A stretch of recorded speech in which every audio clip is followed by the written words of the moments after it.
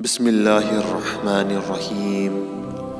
صاحب ژے بوڑ بلند کہانی، صاحب ژے بوڑ بلند کہانی، تگہِ ہمے کرہے ژے اطاعت، بہٕ یُد زانہا دنیا چھُ کہنے، نا حق دنیاہٕچ برہان برانت۔ پیارے دوستو، اس کلام میں علمدار کشمیر شیخ العالم شیخ نور الدین نورانی رحمۃ اللہ علیہ اپنے رب سے یوں عرض کرتے ہیں کہ اے میرے مولا، تم سے بڑا اور عظیم کوئی نہیں ہے۔